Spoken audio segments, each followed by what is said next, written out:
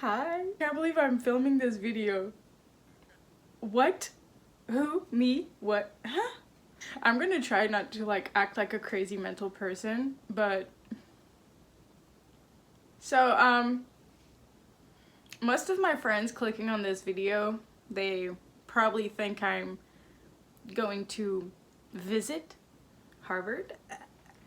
They probably think I'm going on a little vacation, that I'm going on a little trip. So today is finally the day that I tell you the secret I've been keeping for months, literally since April. I'm going to Harvard!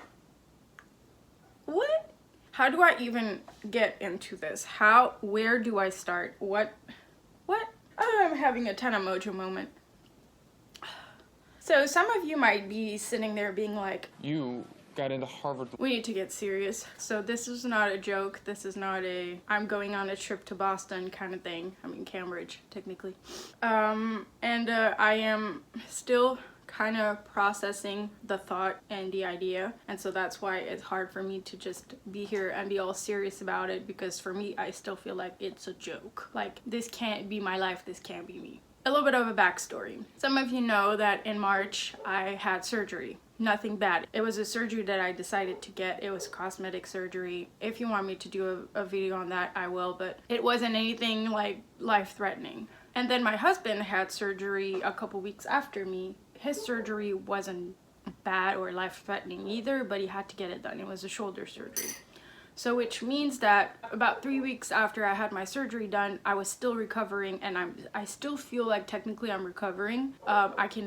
I have a job, I can move around, I can do things, but so my surgery felt like the recovery was very extensive. My husband's surgery, his recovery was 4 months, and so we were both at home. I mean, it was something to just be the two of you at home for the first time in a long time and just be all the time together, right? And so at first it's fun because you're like, oh my god, we're gonna do this and that, right? But also, he couldn't leave the house. I didn't feel like I could leave the house. So we were at home, and besides cooking here and there and watching TV, it gets boring, you know. So my husband, who wants to go to school, and I'm not going to tell for what, because that's not my place and I don't know if he wants that to be out right now, but he has to study for a very major test that can make a career. Pretty much that test will decide where you're gonna go. I'm not trying to be dramatic. This is literally how I view this test that he has to take. And so he's studying for it years in advance. And honestly, if you're familiar with college and how it works in America, you probably already know what I'm talking about. But I just want you to understand the process. My husband decided that he was going to start studying because might as well, he had so much time in his hands, so he started studying. I was just at home, like at first, watching my TV shows, doing the usual things that I was doing, because at the time I didn't have a job. I knew I wanted to get that surgery with a long recovery, so I did not apply for any jobs, or I was just home. So I had kind of like, you know, little habits, things that I was doing to pass time when he was at work. But when you have someone that's always gone, like during the day, and then all of a sudden they're home, the dynamic changes. You don't wake up at the same time, you don't do things the same way. I don't know, for me it was kind of odd. I didn't feel like I could still be in my usual dynamic. And because he was studying so much, I felt like I also had to improve what's going on in there instead of just watch TV shows. You know, when you're someone, like when you live with someone that constantly educating themselves, you want to be on the same level because you're partners in life, if that makes sense. Also, that's a side note, but before that I was going through a few things. I did not feel myself, like, I don't want to get into that whole conversation because I think I want to keep that for a separate video, but I did have very low self-esteem, and not for how I look, how I dress, how much money I have, blah blah.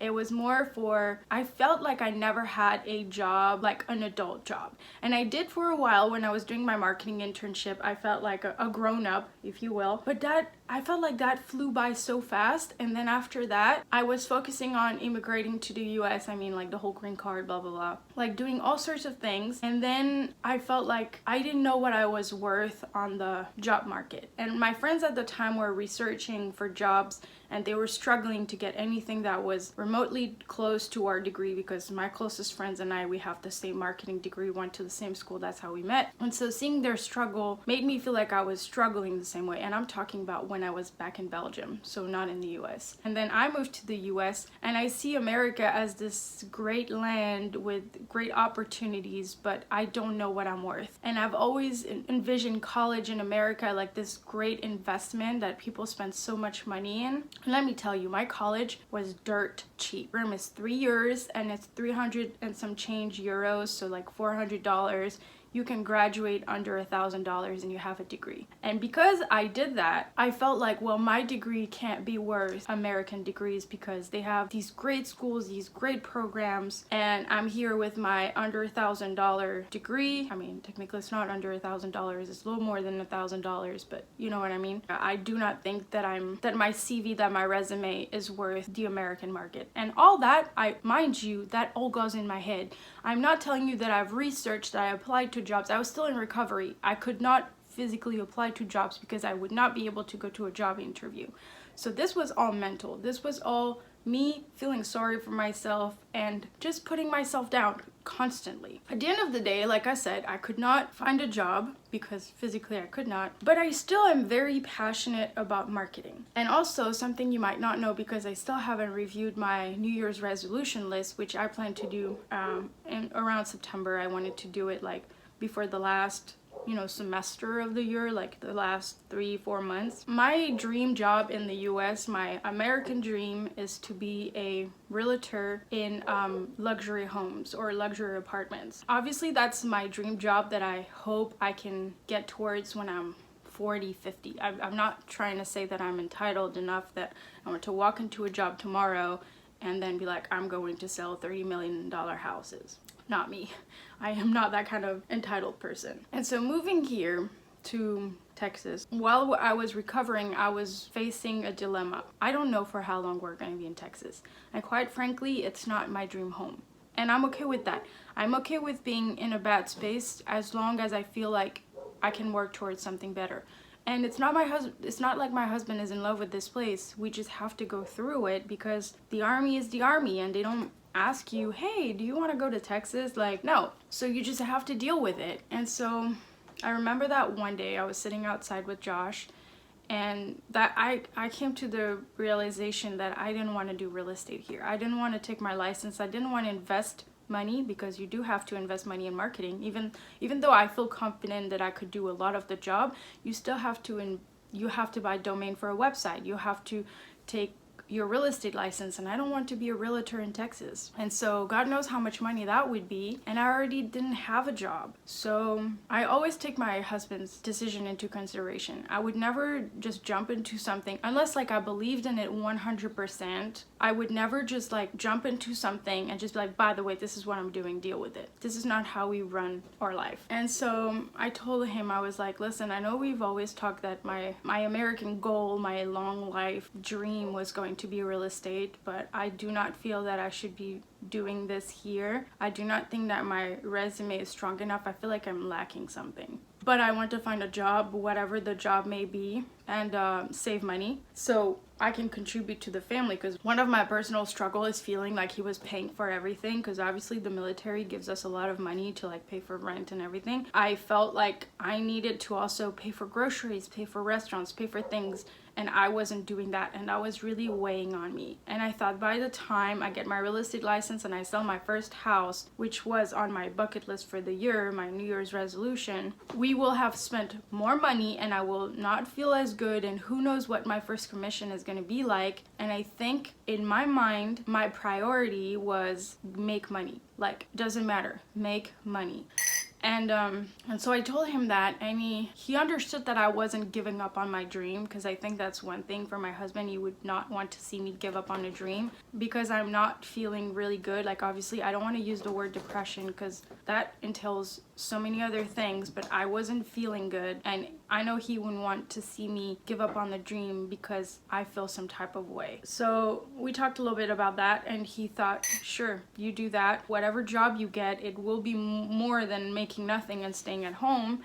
And then that was pretty much the conversation, right? So going back to him studying all the time and me still thinking, I was like, okay, good, I'm gonna get a job. That's great. But I still feel like I'm missing something. And I think that also comes back to my dad. Daddy issues. Where I'm from, when you go to college, you don't just do a bachelor, because education is so cheap that the only reason why you don't do a PhD is because really there would not be any value unless there's a reason for the PhD. But no, like, marketing company is gonna hire you because you have a PhD. That's not what they want. However, a master's in whatever is always appreciated. At this point, it's almost like a minimum.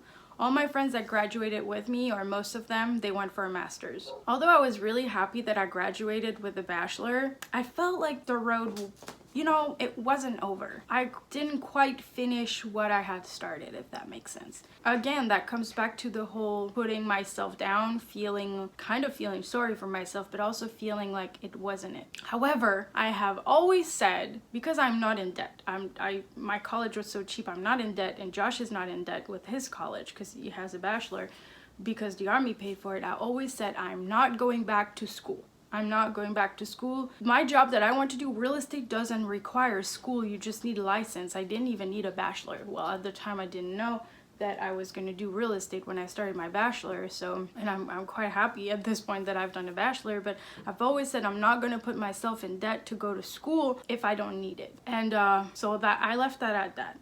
But I was like, what if I just learn about what I like so I can add it to my resume, and so I show future employers that I have deep interest and I have learned about them. And I already have a bachelor, but I at least have showed that I wanted to do more. And it wasn't through a master's degree, it wasn't through a PhD, it was just through some side education. I didn't have a set idea of what I had envisioned, but I was like, I want to learn more about my field of interest, and hopefully it can weigh in on a resume, if that makes sense. So I thought maybe going to seminars, courses, short courses tied to seminars, something like that. When I was in college, I remember at one point I had a big fight with all my friends and we were not talking, so I was pretty lonely. And I had discovered on the iPhone the app iTunes University something. Oh, I don't remember, and I can't look up because I'm filming with my phone. So on that app, you can download books from colleges, from Yale, Brown, anything, and you can also listen to podcasts or listen to classes. And so I was listening to the marketing classes from Yale, and I thought, this is really cool. Like, I have the knowledge without paying for the tuition. So that's what I was doing between classes, and I thought it was really interesting. My thing, what I wanted to learn and get better at, was architecture, because I don't know anything about architecture, and I feel like it's very tied to real estate, obviously. And I love American architecture. Some people will say there's no such thing as American architecture, but I have lived in Europe, I've traveled around Europe, and I have lived in the US, and I've seen a few houses around the US, and there's definitely a difference of architecture. Even if we're talking about a house that's just $80,000, there is a difference. There is a different way of doing things, and there must be a story behind it. And so I wanted to learn more about that. So I started researching maybe courses, anything about architecture. And so that's when I found the platform EDX. And EDX had a course about, it was called Understanding Architecture. And it was from Harvard X. And I was like, Harvard X. And so I realized this platform was doing exactly what I was looking for. Online classes that last for a certain amount of weeks, and you can either do it for free or do it for $100, and then you have a professor looking over your work and you get a certificate at the end. So I was looking into that. I was like, oh my god, this is amazing. This is exactly what I want. My husband had told me about a program called My CAA, and it's a military program that pays for spouse's education. And so I got in touch with them and they said, well, it's not accredited, so we can't pay for it, which is fair. Hi, this is my cat again. And so I was like, oh, well, that's too bad, whatever. So I stopped thinking about it for a couple days. And then I went on Facebook one day and I had ads for various things, as always. And then I had ads for Harvard's extension school. And then the tagline for Harvard's extension school was earn your way in graduate program or something, or earn your way into Harvard. And I was like, what do you mean earn your way into Harvard? So I clicked on the link, I clicked on the ad. So Harvard, your money was well spent. And so I got onto the Harvard Extension website and I discovered what Harvard Extension was. And what Harvard Extension is, it's a school at Harvard, just like you have the Kennedy School, the Med School, the law school, whatever the name may be. Any university has different colleges, right? Hello, Kitty. Do you want to say hello to the friends? He's nice. Can you not eat this, by the way? You can sit down if you want. I know you're happy. Sorry, my cat wants to participate.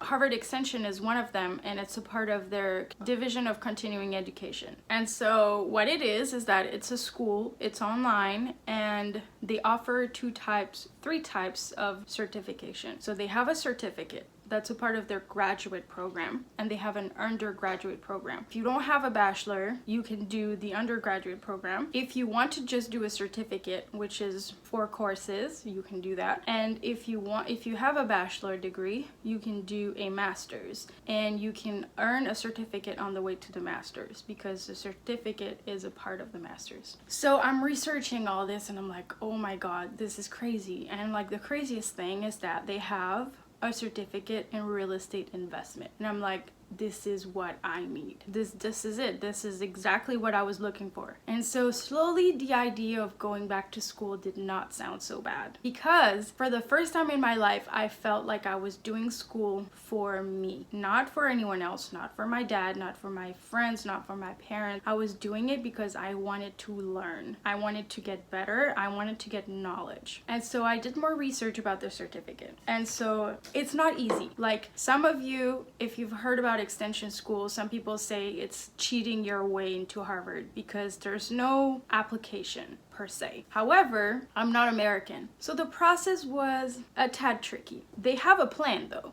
and they set you up with an enrollment coach which is really useful. From the start, I wanted to do the real estate investment certificate. So the requirement for the real estate investment certificate is, as a non-American or a person that never went to school in English, you have to prove your English proficiency. So you have to prove that you speak English and that you speak English very well, because they won't meet you. You're not going on campus. You are where you are and you're doing all of this online, but they still have to see that you are capable, right? Because you can't be paying all this money and then drop out. The way to do that is you can take, I think there's 3 tests, but I only know of 2. You can take the TOEFL test or you can take the IELTS. I've done a bit of research. At that time we were in April. Yeah, we were in April, mid-April. And this is really annoying, let me tell you, because you have to pay to take this test and it's not cheap. And Harvard has expectations. They're not just gonna be like, take the test and if you pass 50%, you're good. No. For the TOEFL, I'm not sure exactly what it was, and for the IELTS, you have to have a 7.0 out of 9.0. I personally decided to go with the IELTS, and that was planned. I have a reason why.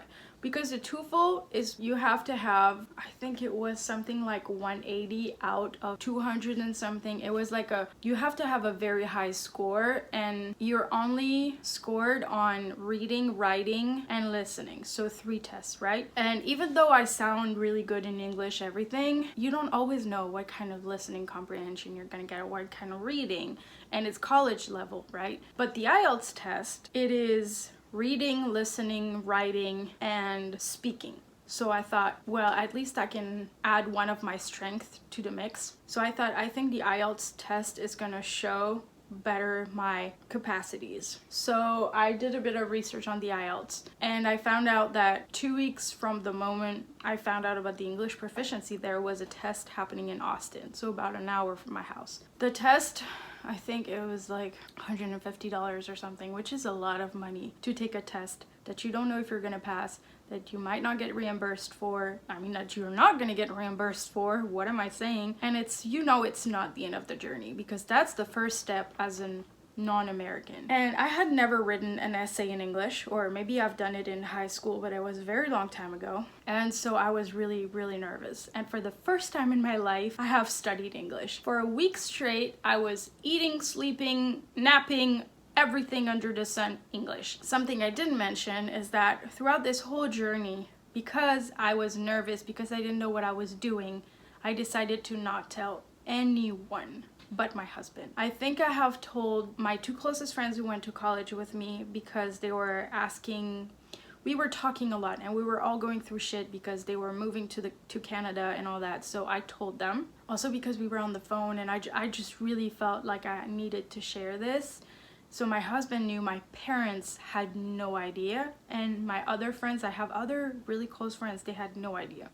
I kept all this secret because I thought if I let anyone in, first I might risk to get their judgment, and I'm still a bit fragile. And also I have no idea that I'm even capable of doing this because, again, low self-esteem, you think you can do this. I studied this test so hard, and I have to recommend that there's a lot of videos on YouTube that are very helpful, but you have to take some of them with a grain of salt, and you have to look, when you're watching a video of a teacher, check when he uploaded that video, because things change all the time, especially for the reading.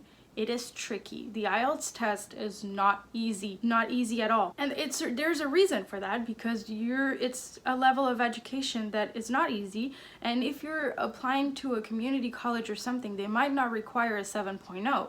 7.0 is not the minimum mark that you need, it's just what Harvard wants. So I put a lot of pressure on myself. The day of the test, it was May 4th. I did not eat. We drove an hour to Austin. I was really nervous, and I'm so thankful my husband was so supportive. And so I took the test. It was intense, 4 hours, and it's very serious. They take your passport, your fingerprint. They put your passport on the floor because they don't want you to cheat. And there's a lot of foreigners that come to that test. Actually, it's mostly foreigners because that's what that test is for, is to see your level of English proficiency. So I took that test, and then we went to eat to Austin, whatever. And so they mail you the test, they mail you one copy, and then the results are available on the website 3 weeks exactly after you take the test. So I waited, I was so anxious, and also there's nothing you can do throughout that 3 weeks period, right? You just have to sit and wait. And so I did that, and then the results came back, and I had 7.5 total. Some I did better. I had, because the markings is per category. So reading, you have a mark. Writing, you have a mark. Speaking, you have a mark. And it all goes by so fast, by the way. During the test, you do not even have time to breathe. I had like 8.5 in one, or 8.5 or 8, I don't know. And there was one I had a 7. I didn't have anything below 7. So that's, in my opinion, that's really good, because I did not know if Harvard was going to look at the overall score or if they were going to look at the individual score. And if I had a 6.5 in one of them, they would be like, no, you can't. That would make sense, you know, they don't owe me anything. And so that score was out of the way. I was so happy because I was so ready to get the real estate certificate done. And it's, for the certificate you need 4 classes, and for the master's you need 12 classes. I thought, why just not doing the master's? You always felt incomplete. You always felt like you kind of didn't finish something, and now you have the opportunity to do a master's degree at Harvard University. Yes, it is the extension school, but personally, I don't want to do an MBA. This is not why I'm doing this. So why not doing a master's? In the back of my mind, whether I wanted to admit it or not, I always thought to feel better about yourself, you need a master. And that's also something that I really want to address. This is not about anyone else. This is not about my parents, my friends, my family, or you even watching this video. This whole thing is about me and what I want to have achieved in life. And when I look back on my life, I want to say I have worked, and hopefully I have earned a master's degree at Harvard Extension School. Because I'm also very proud of the Harvard Extension School. I don't want to go to any other Harvard school. This is not my journey. This is not me. I want to earn my way in. I like that slogan. I want to feel like I worked and I got it. So because I then decided, oh, I'm gonna move forward with the master's degree, on top of the English proficiency, I had to prove Harvard that I had a bachelor, which, you know, with my $1,000 degree from Belgium, I didn't think that was going to be an easy one. And I would also like to add that people at my school where I was at, they don't like to work too much. So The way to prove you have a bachelor is not by just mailing them your degree. That was probably the most painful headache I've had in my life. So what you have to do is get in touch with your school and ask them to email your transcripts to Harvard, to a translation office, and to an evaluation office. First, let me tell you that me asking my school to send my degrees and everything to an email address that was at harvard.edu, I did not feel so strong about that, because I lived in a small town and I felt like that word would go around and people would make fun of me for even hoping I could go to Harvard. Thankfully, it went pretty smooth. That step, the lady that worked at the secretariat or whatever, she emailed everything, and that was pretty quick. Now, I had to get it translated. 14 pages of transcript. Can't make them smaller. I had to get all that translated. $40 per pages for 14 pages. You do the math. I got that translated. Then I had to get it evaluated by the CED, which is an organization that Harvard works with, and they only want to work with that one, which means that whatever money they ask, you have to go with it. So that was a stress because that took some time. I had no faith in my degree whatsoever, hence why I decided to start the journey that I'm on right now. The whole point was I don't think my degree is worth anything. And that's also something a lot of teachers just shove in your head, and they say when you graduate, you know, you're not gonna get your dream job, and that's a bad mentality. And so, to my surprise, the CED said your degree is worth a US marketing degree, but at the end of the day, Harvard is the one making the decision. So they were gonna send my result to Harvard, and Harvard had to say, yes, we do think this is worth a bachelor degree, or no, we don't. And if they didn't, I would not be able to do the master's degree. I could only do the real estate and certificate, which again should not feel like a failure, but it would kind of feel like, damn, I'm missing out. I did not go to a fancy college, therefore I cannot do a master's at Harvard. And honestly, I was prepared for that. It's already amazing that I can possibly do a real estate certificate. I emailed Harvard a couple weeks after because you're supposed to give them a couple weeks to decide. They have, just like in Legally Blonde, they have a table of men sitting around and deciding on what your future is going to be, and it's exactly how it works. They have a committee, just a bunch of men around the table. And again, to my surprise, Harvard said, your degree is worth an American degree, blah, blah, blah. You could do your master's. I was like, wait, what? So that was something. That, my friend, was worth every dollar I had spent. But then it doesn't end there, obviously. And so that's why I went to the next step. The next step is critical reading and writing test. Oh, that one.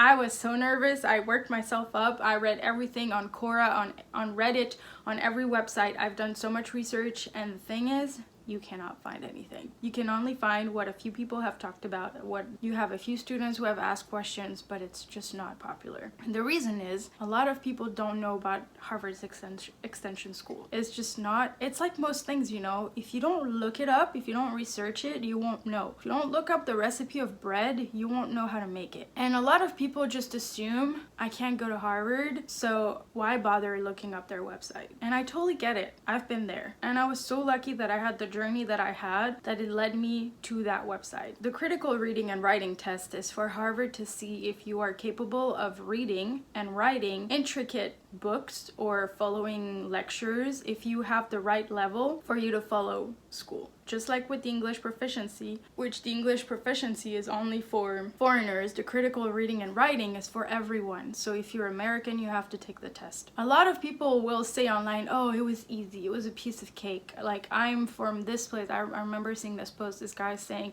I'm from Germany and I took it the first time and I passed. And some other guy was like, you can fail this test. Like, I have a friend who took it and failed. And again, low self-esteem, I thought there's no way I can pass. So if you don't want to take the test, you can also take a class that's called Expo 34.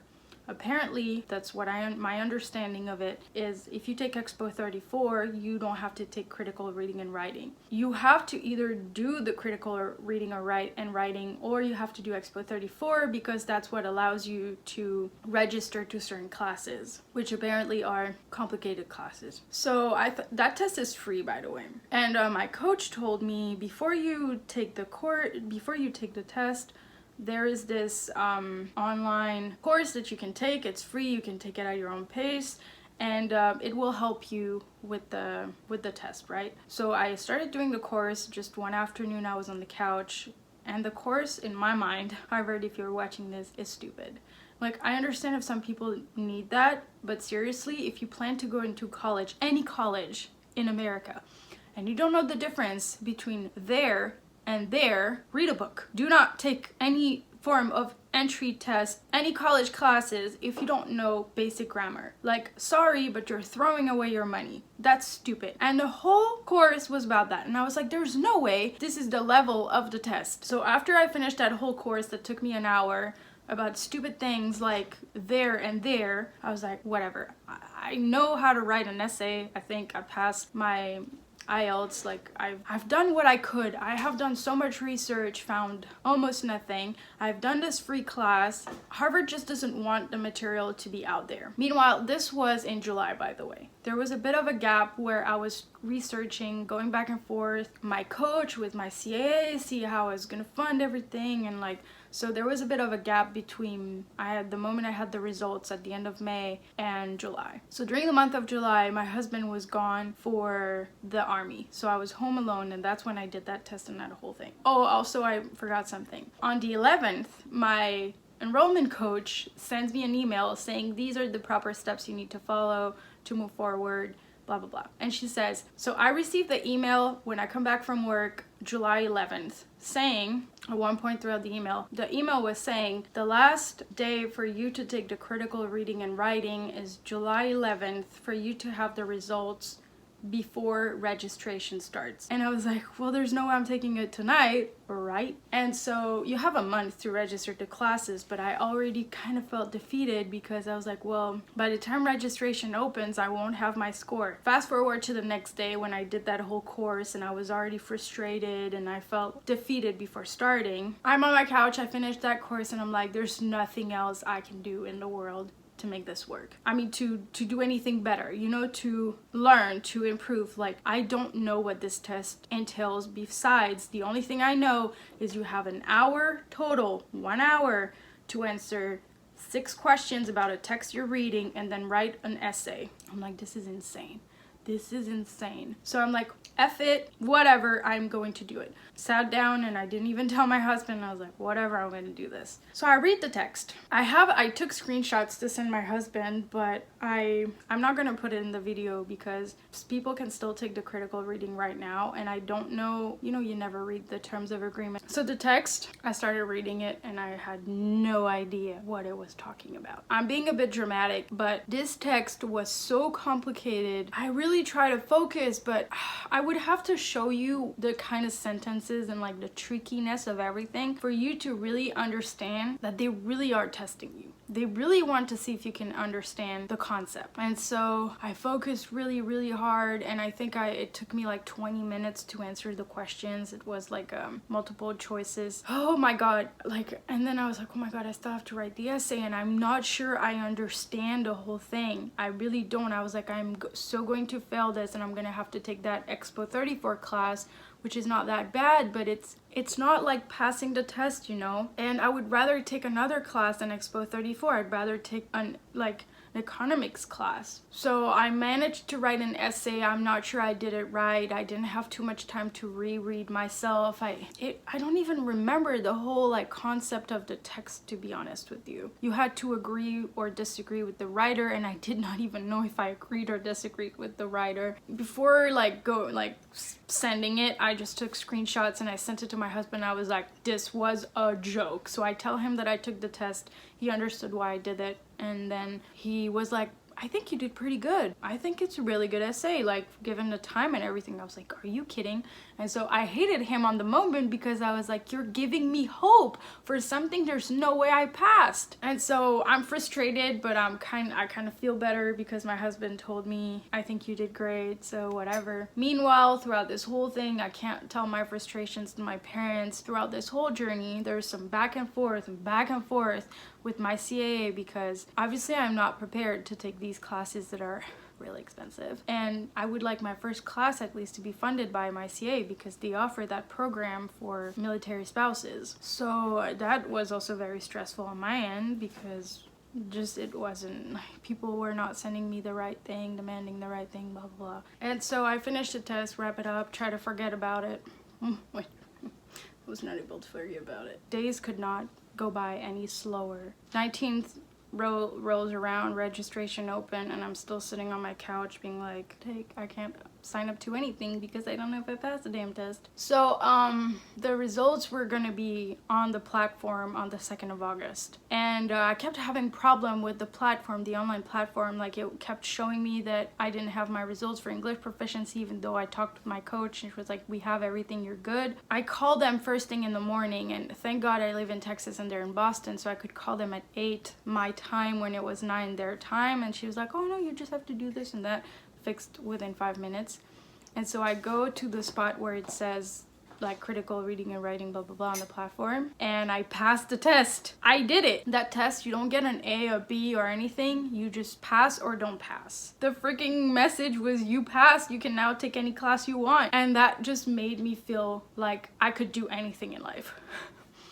Like, it just made me feel so good about myself that I did something, that I tried as hard as possible, and then I did it and I passed. So that, I mean, for me, and I know it's not for everyone and not everyone can relate to this, but for me, this was, it was what I needed to feel better about myself. So I passed my English proficiency test and I passed my critical reading and writing. So you're still wondering, so are you physically going to Harvard? Sorry it took me so long. Yes, I am. To do the master's degree, you can do it online. You can do most of it online, but you have to take at least one class on campus. So I don't know when, don't really know how, but I am going to go physically to Harvard to study, which is for me the biggest achievement in my life ever so far. Bigger than anything that I've ever done. This is bigger than me. I am physically gonna go to Harvard to study, and I couldn't be happier. That's that. I could talk deeper into why Harvard, why I'm so excited about Harvard, and all that jazz, but I think I'm gonna leave it for another video. Today I really wanted to focus on what I'm gonna do and what is that big secret that I've been hiding from everyone and from my family, which now that I'm filming this video, most of my family doesn't know. I told my parents last weekend. I think my dad is still processing the idea. I don't think he quite understood what I told him. My mom freaked out, which it's what I expected. If she hadn't freaked out, I would have been worried. This is my journey, and I'm going to Harvard. So if you guys have any question, feel free to leave them below. I plan on making other videos about this whole topic, everything from like my college degree and how I'm a dropout, and a high school degree, and everything. Also, I totally forgot, what I'm going to do as a master's, I'm going to do a master's in management with the real estate certificate. So I wanted to let you guys know right now precisely because I was able to register for my first class and order my books and my cup, because if you know me, I love cups. So there was no way I was going to study at Harvard and not have a cup, a Harvard cup, while I have a Columbia one, and I'm not even going to Columbia.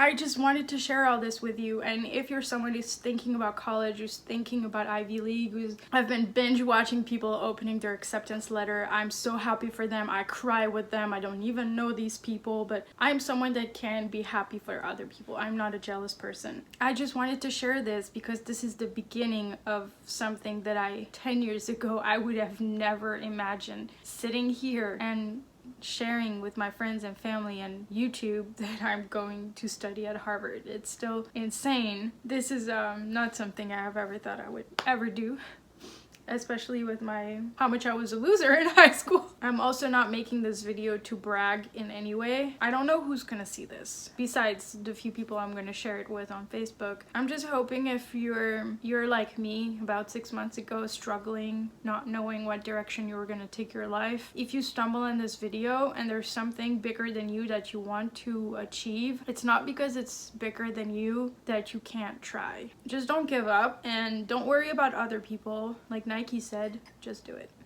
And you know what? While you're doing it, you don't have to tell anyone. Just like I didn't tell anyone. Because if it doesn't work, then you just don't have to explain yourself. And I know that I still haven't taken one course, one class, and that I might fail. But if I fail, it probably means that I'm gonna achieve something bigger. Because it's what failure has always been with me. Every time I failed, it meant so much more. And I really want to get into my whole college experience in Belgium into another video because it's so meaningful. You don't even know. If I had graduated from the first college I went to, there's no way I would be right now talking to you about this. And so I'm thankful for dropping out. But I really want to leave this for another video, and I think this video has been long enough. I can't wait for the next chapters, and I can't wait to share any more of the journey, and see you in Cambridge. Thank you guys for watching, and I will see you in my next video. Bye!